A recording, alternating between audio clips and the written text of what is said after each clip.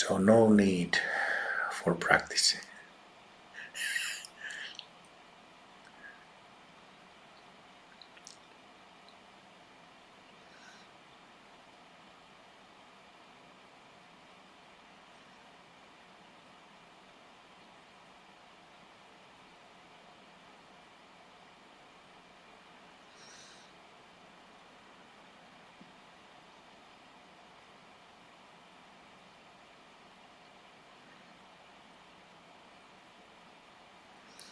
But of course, seriously speaking, let's think about the basics.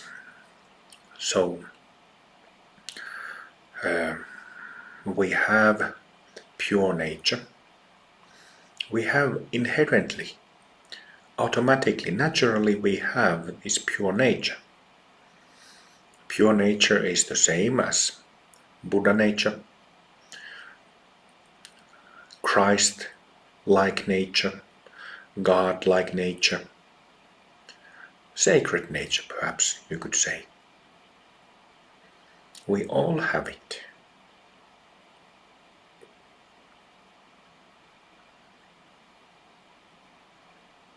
You can say to yourself, I have the pure nature. It is in me. A Buddha nature, likeness with God, it is already in me. You can remind yourself like this.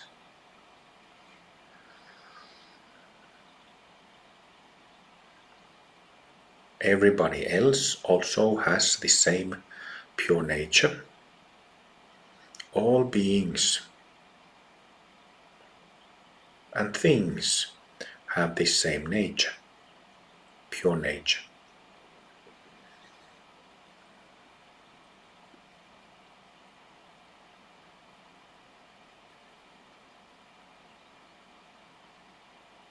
So when going gets rough, we have dark night periods.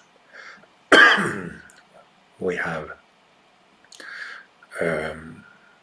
on top of that we have all kinds of problems and difficulties that arise in life, in relationships, with money, with work, with all kinds of things. Car breaking down and so on and so on. And then of course, we get triggered so easily. We react to difficulties. And of course, from a relative perspective, we need to also address problems and solve problems.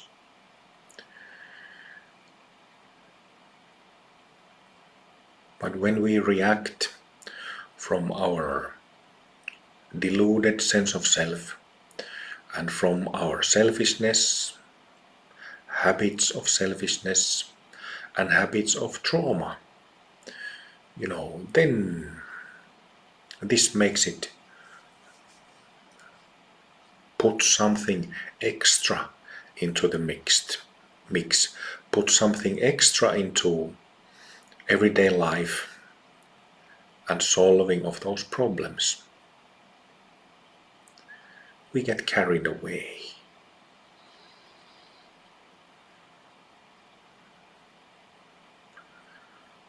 And when we do get carried away, it is good to remind ourselves, when we are completely have lost our center, we might have become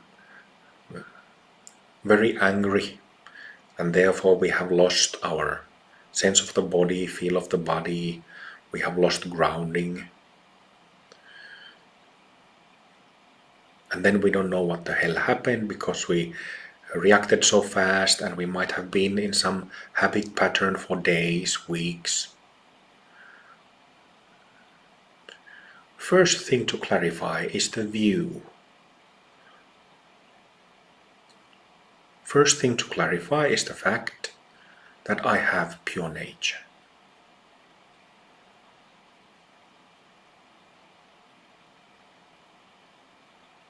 We all do. That's the first thing to remember.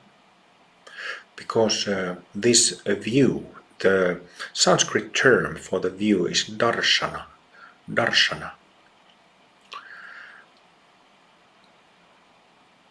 So when we have these samsaric, self-centered, self-based habit patterns, they are based on not on a clear view or a pure view, but impure view, unnatural view, the view that is off, the view of confusion, the view of suffering, the view based on a sense of self, the view based on selfishness. Right? You know, this view comes, this samsaric view, impure view, it gets built. I wouldn't want to say that we build it purposefully, because it's mostly like a subconsciously it gets accumulated, but it gets built, accumulated throughout years and decades. We talk this, and this is seen in the way how we speak to ourselves, how we think about ourselves, how we speak and think about people around us, how we think and speak and feel about the world around us.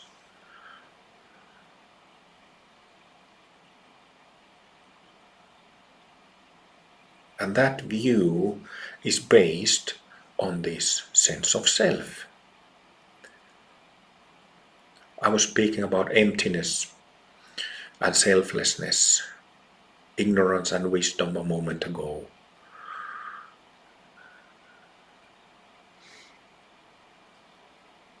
That's the impure view. And when we have dark nights, when we have rough periods in life, we so easily fall into this groove, fall into this habit.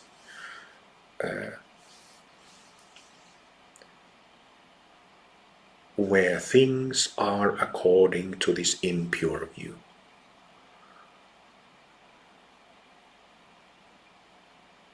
According to delusion. According to misunderstanding.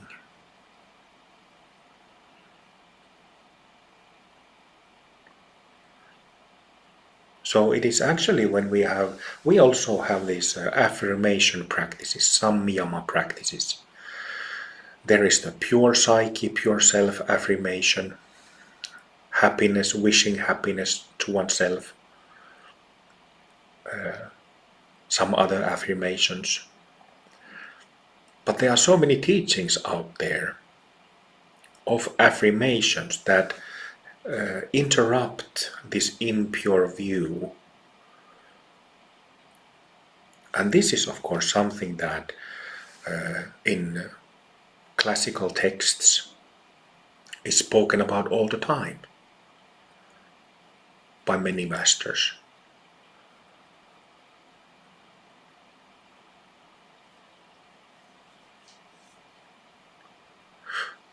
But the point that I'm getting to is that the first thing is that we need to have a clear view of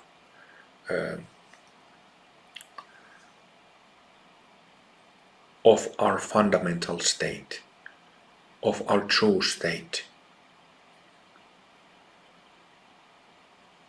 So that kind of lays a foundation for all the practices to be practiced, for all the exercises. And something that is something that I was thinking about the past couple of weeks is because I saw these extraordinary, really extraordinary events of unethical behavior. Unethical behavior that I've been thinking about the role of ethics in Dharma practice.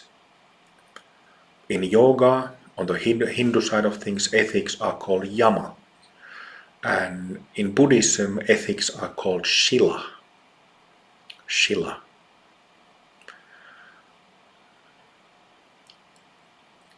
So something that is when even if we have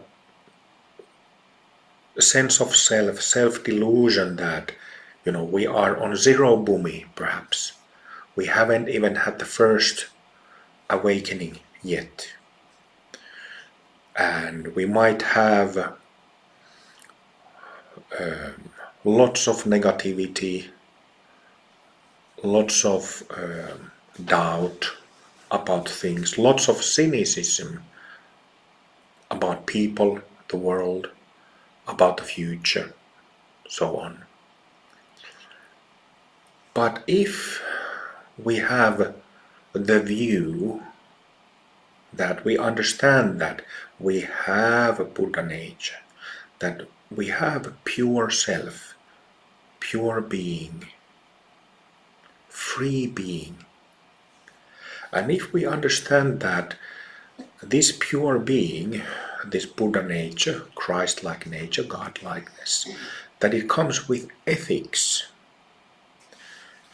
that you cannot be dishonest and recognize this basic nature, that you have to be honest, and then it aligns perfectly with this basic nature. Or that we cannot be insincere and expect that it aligns with our basic nature, and instead we have to be sincere that it perfectly aligns with this basic nature. This is something very, very important, and it's discussed ethical conduct, thinking in honest, sincere, non-violent, non-harmful manner, thinking according, speaking according, and acting according to this principle. It is said in all the ancient contemplative systems that it's the first and last training.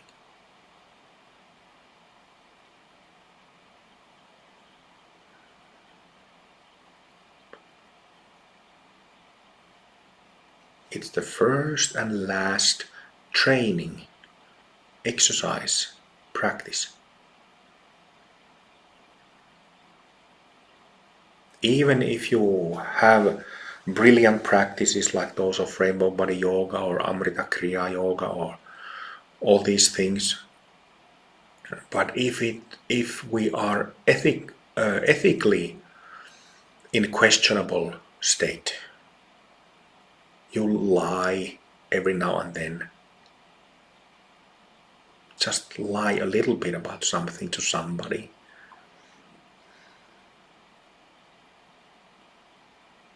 or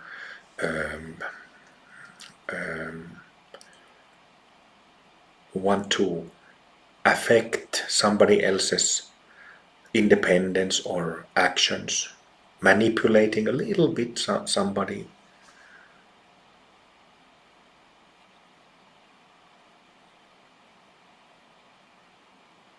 Doesn't matter, even if we shouted 500 home pets. If that unethical basis is there, even if it is the weight of 1,000th of a gram, it's off. Then the Dharma won't, the refuge jewels cannot carry us. The Buddha within cannot carry us. Do you understand? Does it make sense?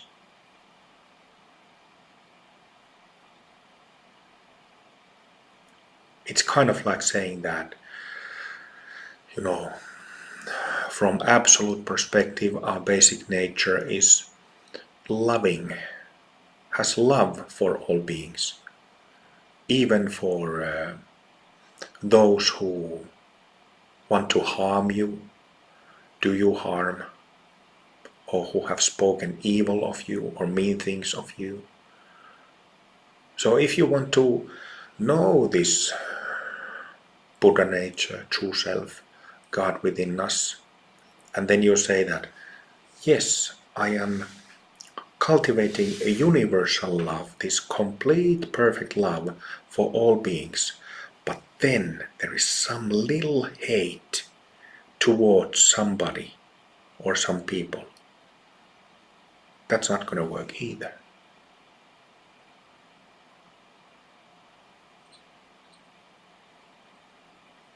I'll hate just, I allow that fucking asshole dickhead moron. I'll allow some, like what do you call it, like spite, like this poison. You allow some poison. That's a problem.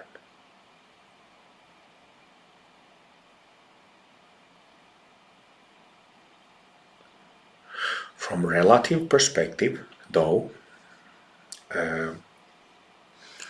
if somebody treats us poorly, badly, in a mean way, that does make that person a dickhead, an asshole. Okay?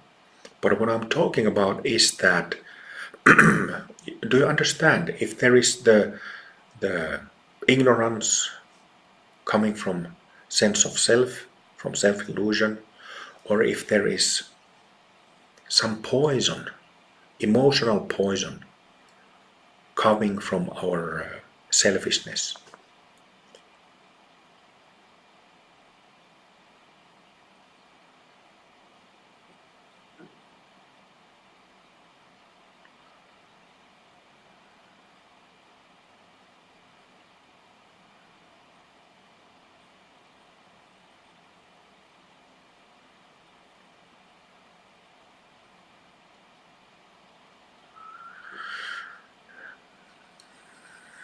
Something that I mentioned last weekend when we started the Acharya course of this year for new Amrita Mandala Acharyas. I said that like ethics is discussed in all lineages, traditions, systems of spirituality, of Dharma, yoga. And what I've seen over the years, what I assumed for many years when I have been teaching is that it would be obvious for people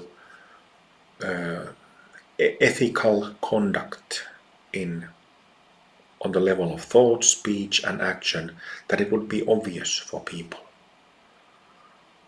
That I don't really have to talk about this or teach about this, that when I say that, just be sincere and honest, people know that, right, of course, they already know that. But over the years, when observing our Sangha, and especially past members of the Sangha, when I observed the scene of practitioners, yoga practitioners, Buddhist practitioners,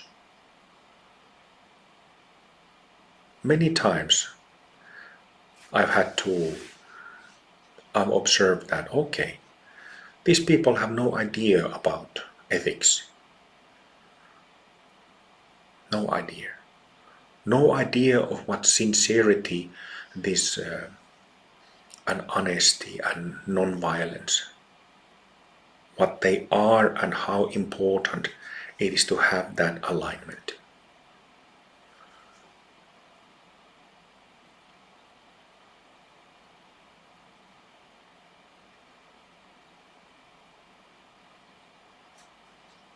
And if one doesn't have that alignment, that fundamental alignment, what happens is that the negativity keeps rolling, rolling, rolling, rolling, rolling. The poison keeps brewing in the pot of our body and mind.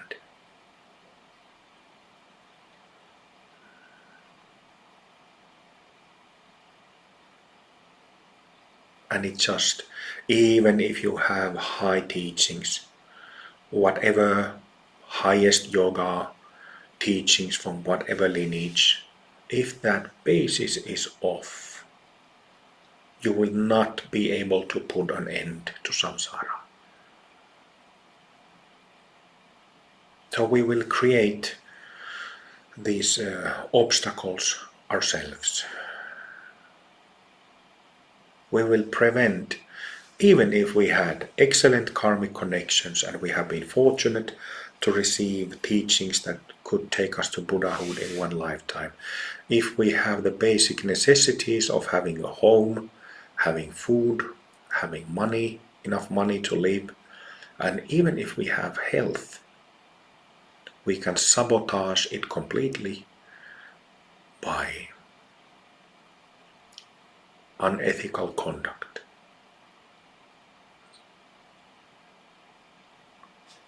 It is so important to be truthful, not to lie, to be sincere, not buy into, not allow any insincerity in any situation. This doesn't mean being naive. That's a different thing.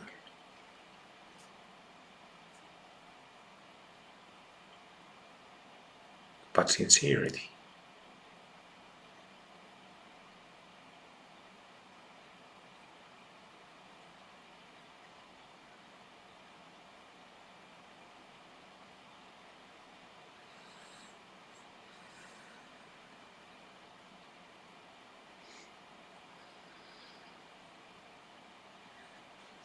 So for starters, we have this pure nature. And this pure nature it's not like it has qualities, characteristics. It has a certain feel to it. Just like samsara has a certain feel to it. So does nirvana. So does this pure nature have a certain feel to it.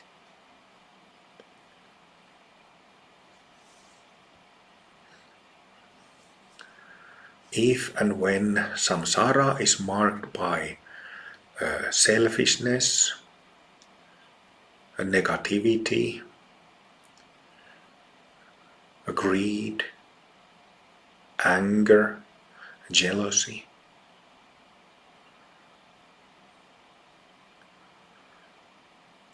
our pure nature isn't.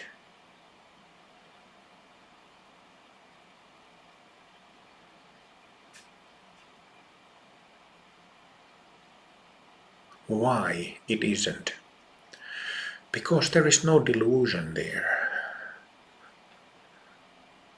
No stubborn belief in separately existing self. There is only clarity, beautiful clarity, selfless clarity. Like a bright sky.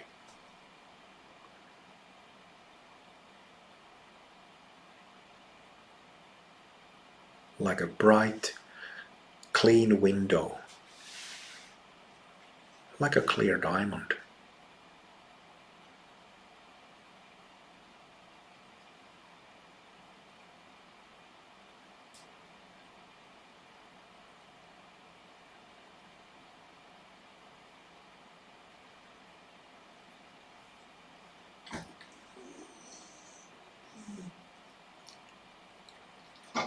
So very fundamental facets of this pure nature are the facets of ethics. Then one very important facet is the facet of clarity.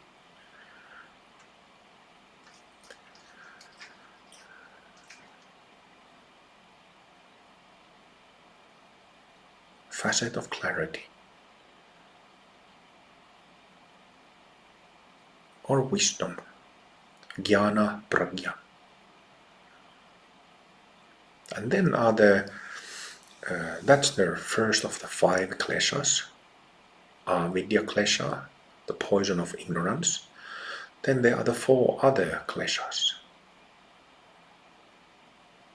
You could say that, there is a greed, a jealousy, attachment, and aversion.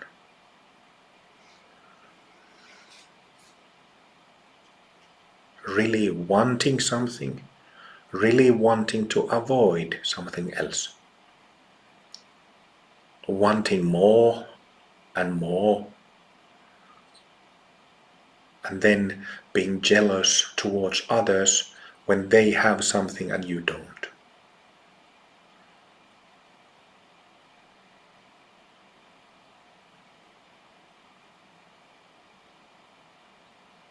But this takes many forms. This negativity, these poisons, they take different forms. Poisons take different forms.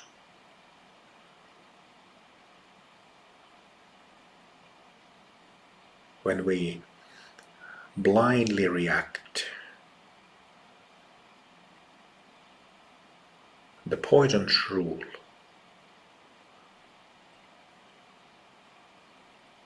Creates hurt, creates pain, harmful behavior, violence, abuse.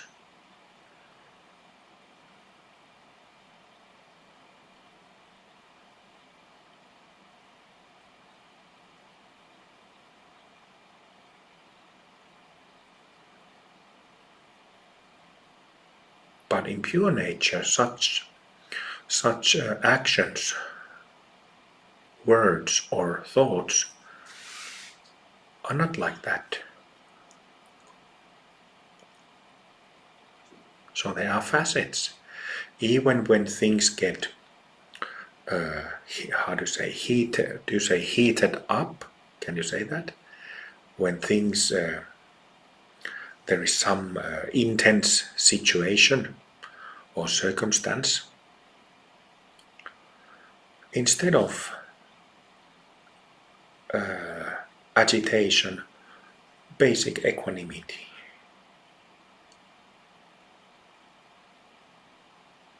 Basic equanimity, natural equanimity, very important facet of our nature. Even when things get heated, how do you say, confrontative? Is that how you say it? Confrontative. Equanimity.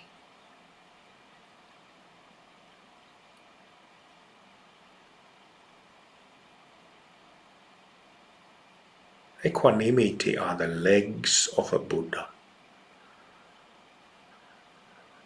Those are the legs that Buddha stands on.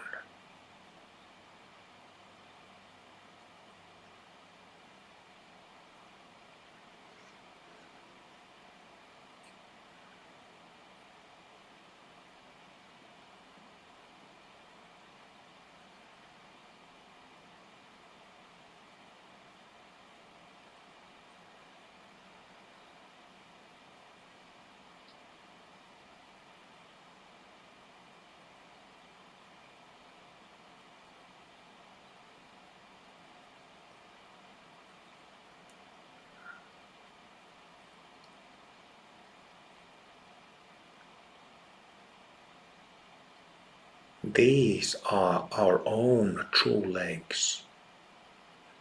those of equanimity, balance, peace. Not shaky legs, legs affected by fear, anxiety,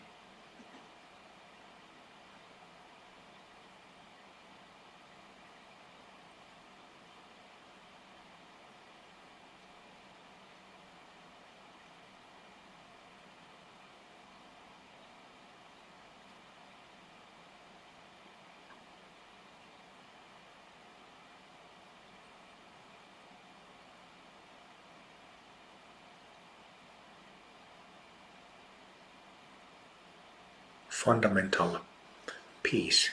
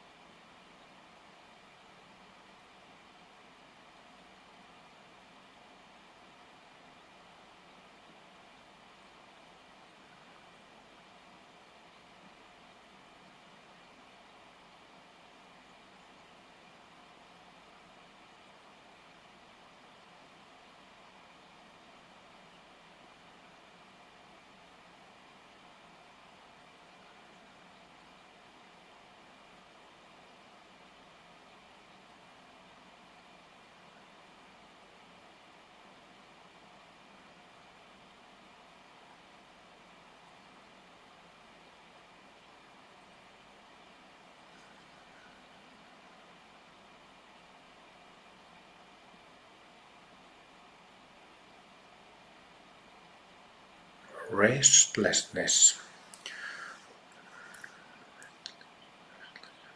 gone. No restlessness in our pure nature. No agitation.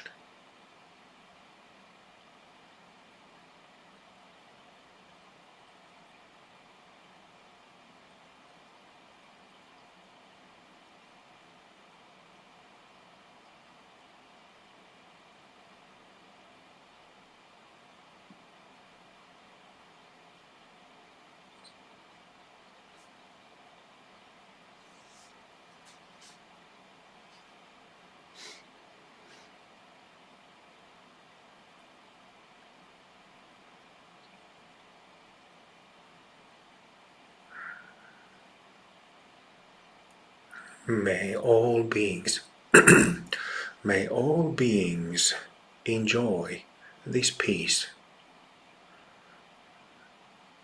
unshakable peace.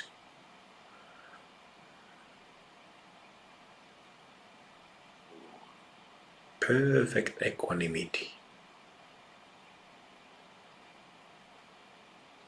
that we all already have.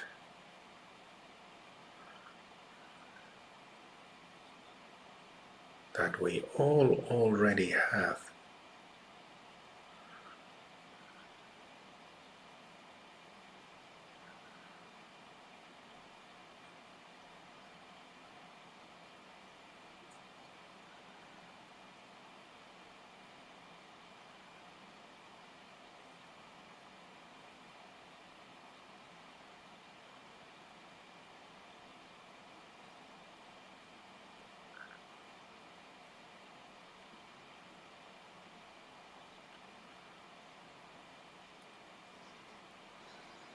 And especially may all beings who are paralyzed by fear and anxiety, may they enjoy, discover this peace within them.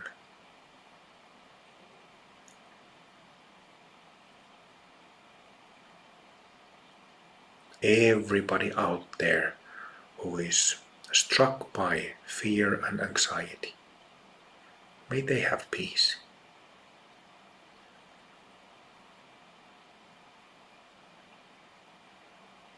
May they have balance.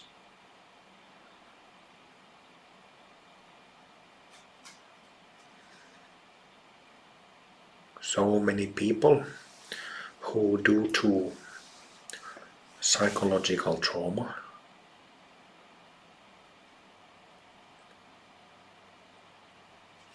don't have equanimity.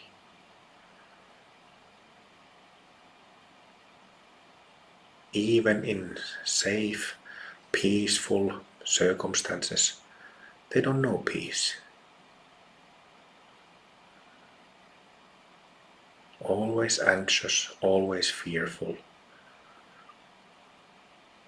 getting triggered by something that their mind interprets as scary. May they have peace.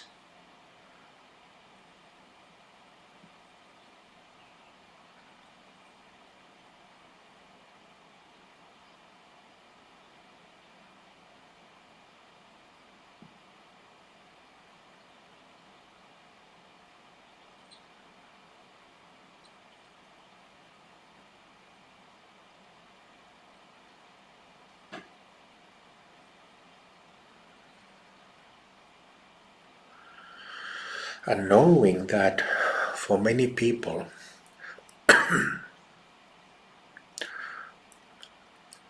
that basic fear and anxiety, it starts at early childhood.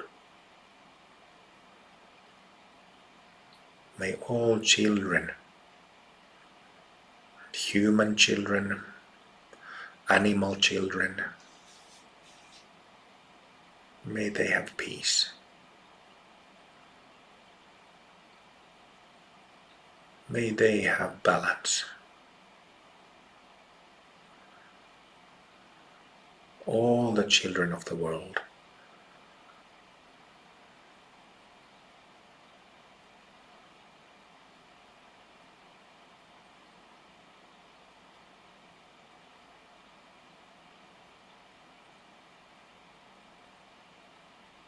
And may they get relief from their fear, from their anxiety, from their trauma, by their trauma getting transmitted to us, to our hearts, to our bodies.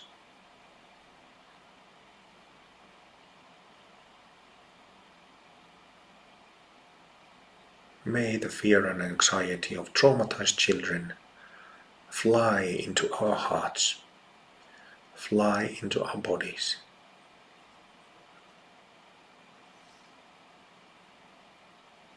Let's receive their pain.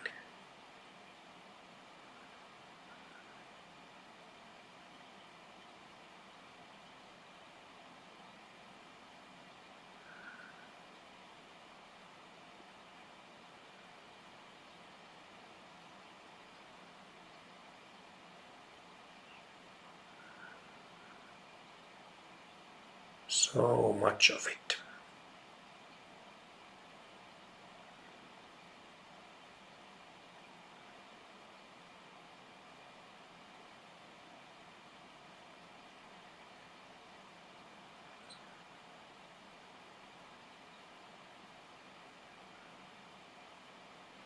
In the bodies and minds and hearts of those who have clarity and who are bodhisattvas, who practice for the enlightenment and spiritual well-being of others.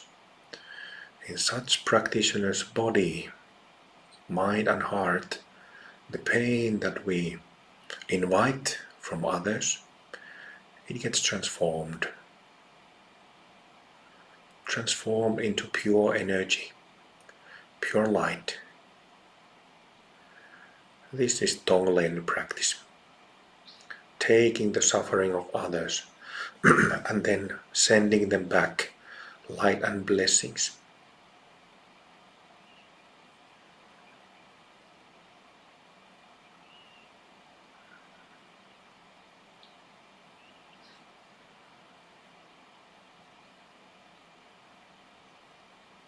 So all the fear and anxiety of children of the world, I'm taking it into my heart. Let me help you, let me support you. I am listening. Give it to me.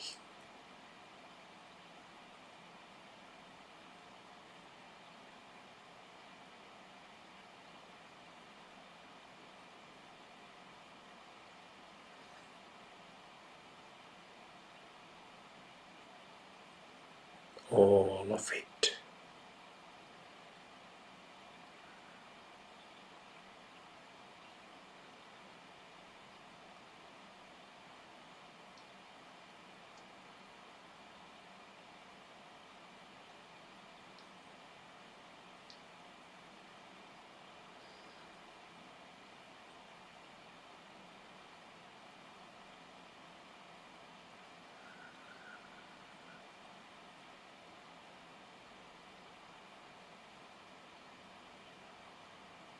A decisive bodhisattvic action to interrupt samsara. We have this ability because we have pure nature.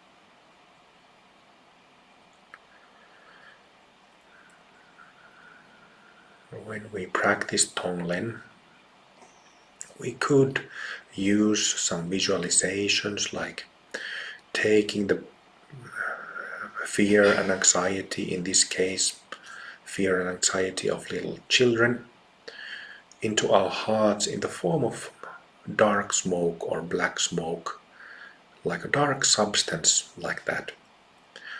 We could visualize like a bright jewel or a star in our hearts and then suck that dark substance into our hearts and then visualize how the star or jewel, shining jewel, transforms it into bright light and different colors of bright light, and then send out that bright light. So we could visualize like that, but this visualization, we don't necessarily need to do it. So if visualizations, like I always say, if it comes naturally, you can visualize. But I think that simply feeling that energy of fear, anxiety, pain, suffering, and taking that into our hearts, into our bodies. When I say body, I mean the whole body. 4 limbs, legs, arms, head. When we take it in, it automatically is transformed. It just gets transformed. Pop, puff, like that.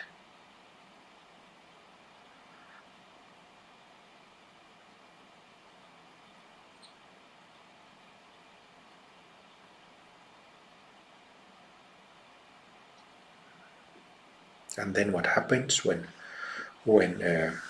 that dark smoke, that fear, energy of fear, anxiety and energy of anxiety, when it's removed from the body mind, what happens?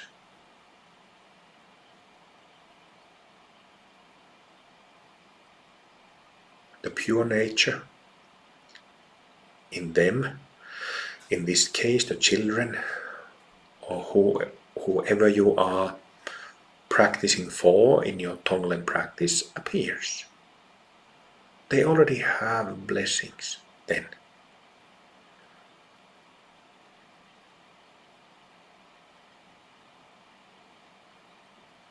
Having said that, we can, like the name of the exercise Tonglen, it literally means taking and giving, like receiving and giving, we can also pray for them, bless them. So may all these countless children, near and far around the world, whose fear and anxiety and traumatic pain I've taken in, may they be blessed.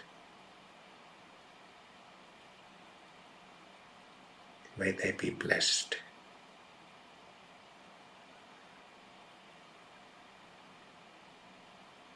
Blessed with ease, with love,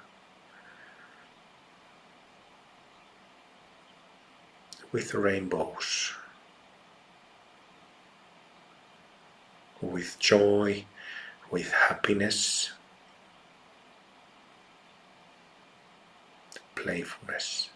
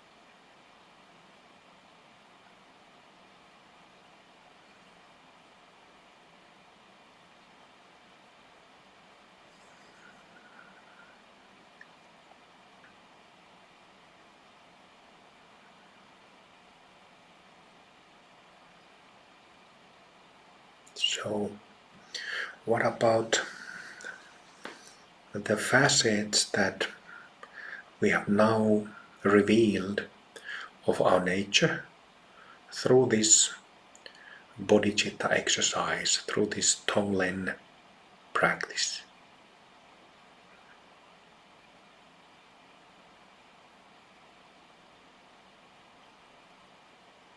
This is like a saintly action, saintly activity, to take in the suffering of others. Take it in, let it be transformed.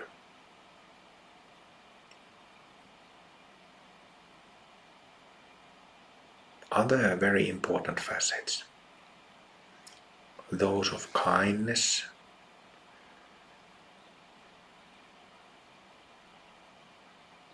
being available, being there for others, not just passively at arm's distance, but actively helping.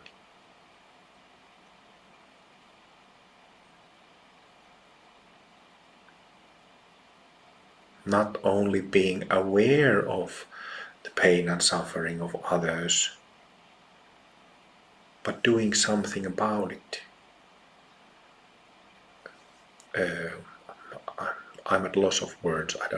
I should study English more, but taking that pain and suffering, relieving them from this pain.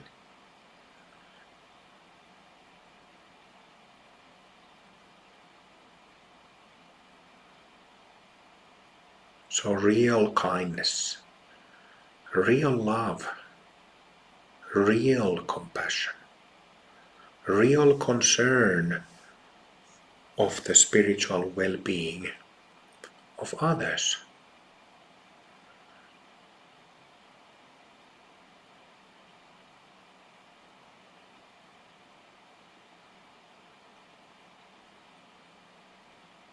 This is saintly activity. Praying for the happiness, peace of others,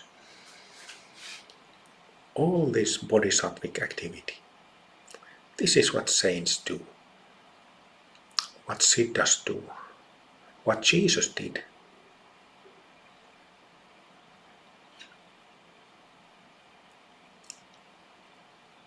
You could say that this is healing activity, isn't it?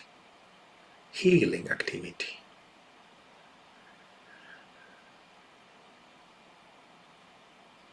Healing those who have the seed of illness in them.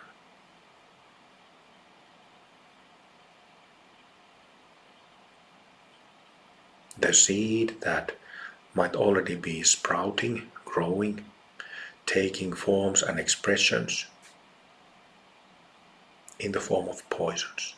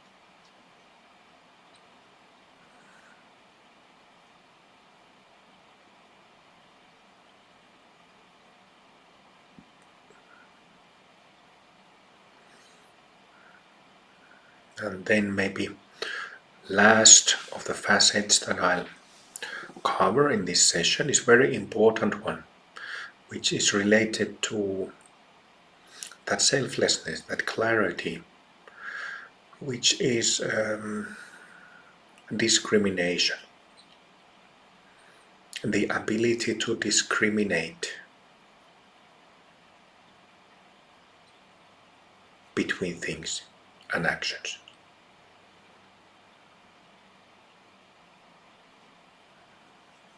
So, when we speak of this love and developing this universal love, even for those who harm us, this love doesn't mean like becoming dumb or stupid.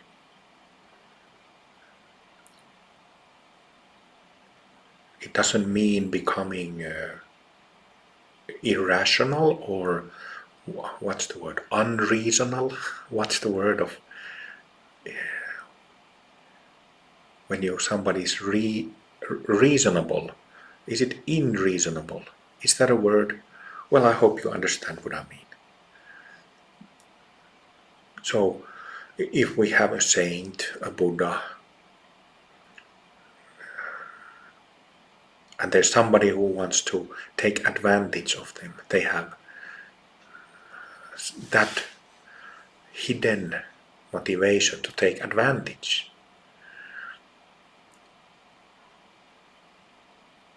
It's easy to, we hear the stories of all kinds of scammers and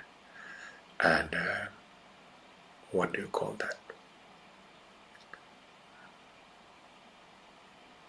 People get easily cheated in different situations. They easily believe in some promises. But one natural feature, facet of our pure nature is discrimination. Having reason, having the ability to think rationally.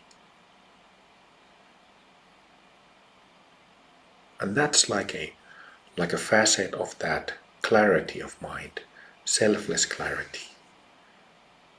Maybe you could say it's the function of that clarity. And like I often say,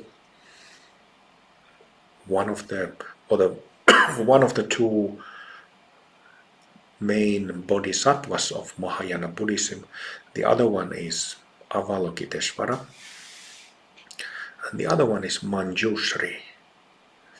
And Manjushri holds a sword in his hand. A sword. This discrimination is the sword of Manjushri. That we don't become idiots when we cultivate love, compassion, kindness. We don't become fools. We don't forget reason.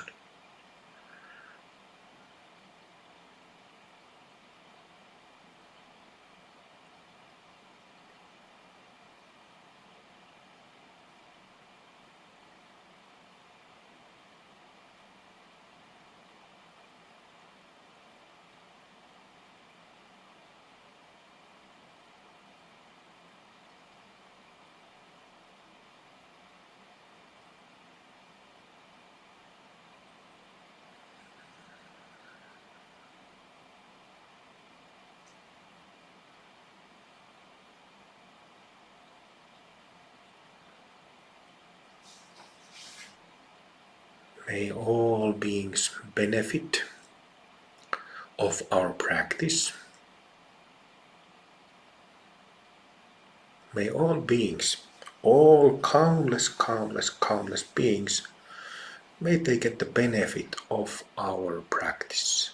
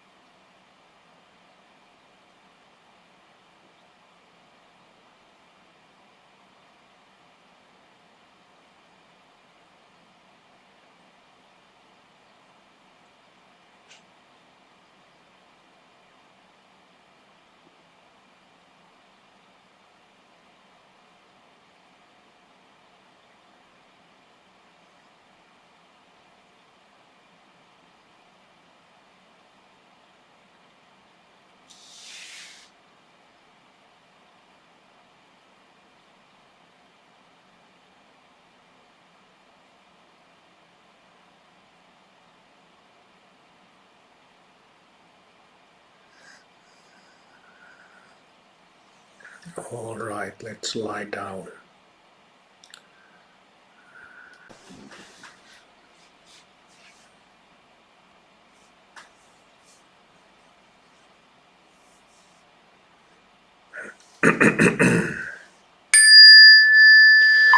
I vow to liberate all sentient beings.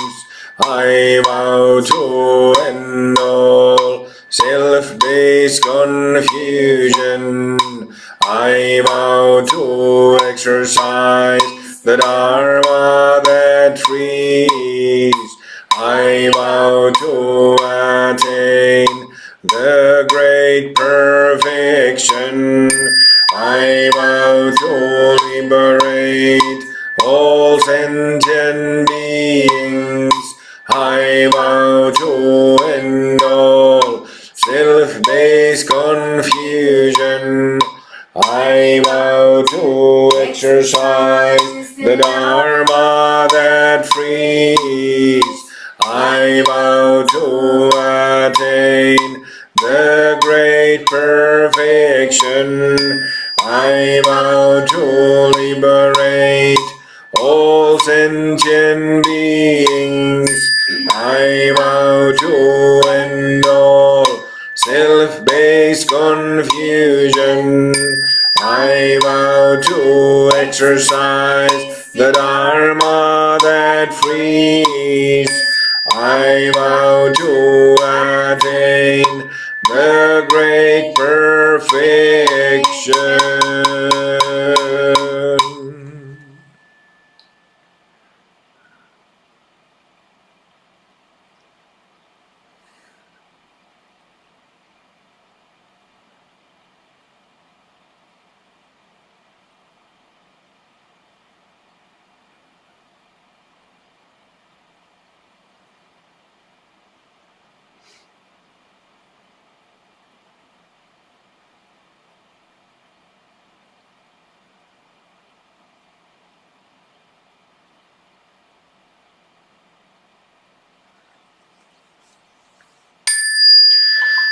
I take refuge in the Guru.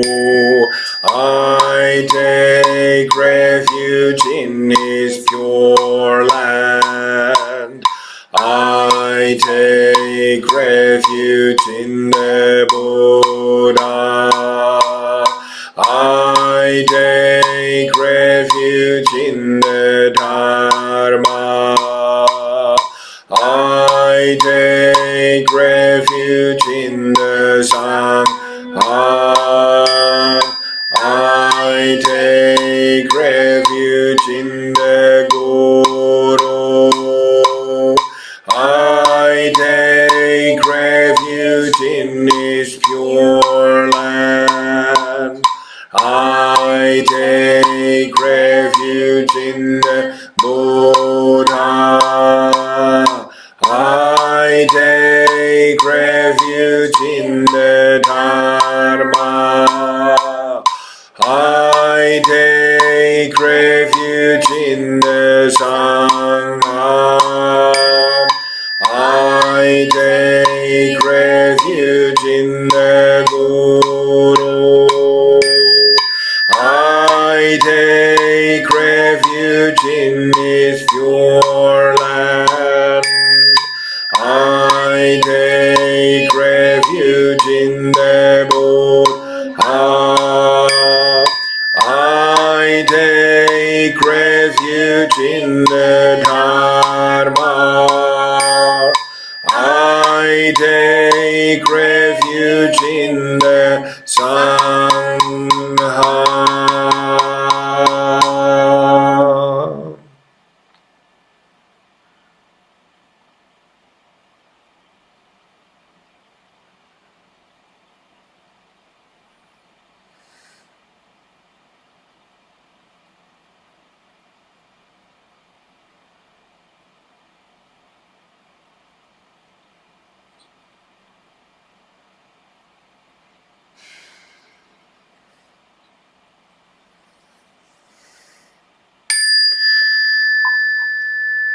I am the Guru, I'm in the Pure Land, I am the Buddha, I am the Dharma, I am the Sangha, I am the Guru, I'm in the Pure Land, I am the Buddha, I am the Dharma, I am the Sangha, I am the Guru, I'm in the Pure Land, I am the Buddha, I am the Dharma, I am the Sangha.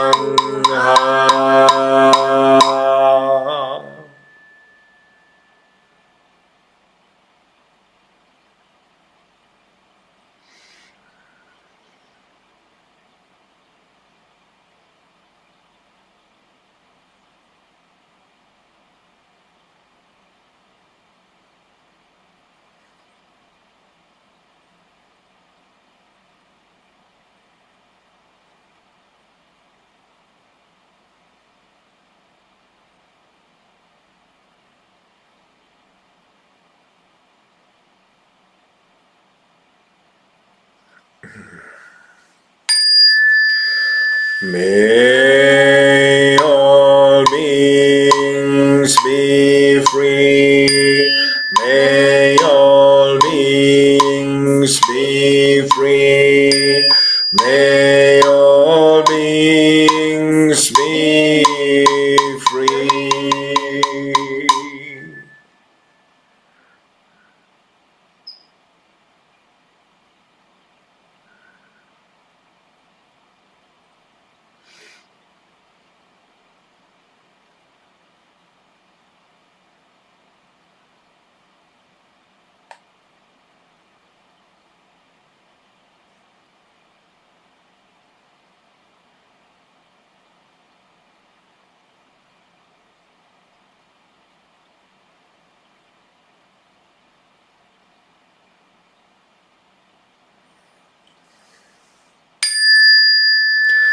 All beings are free. All beings are free. All beings are free.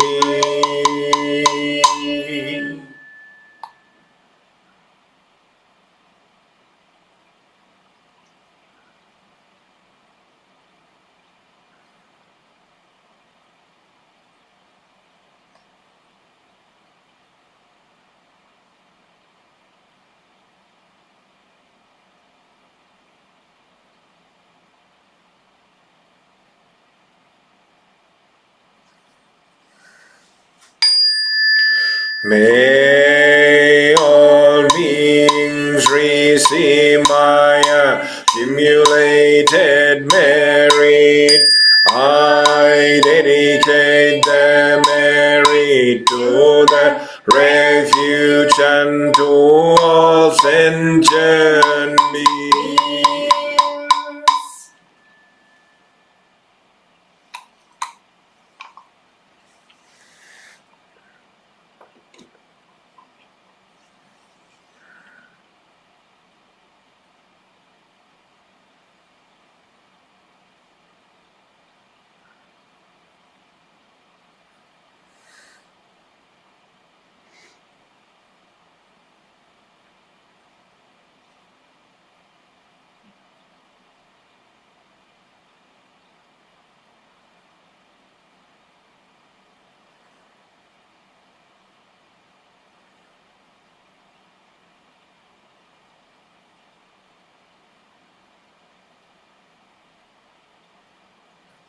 Okay, joining hands.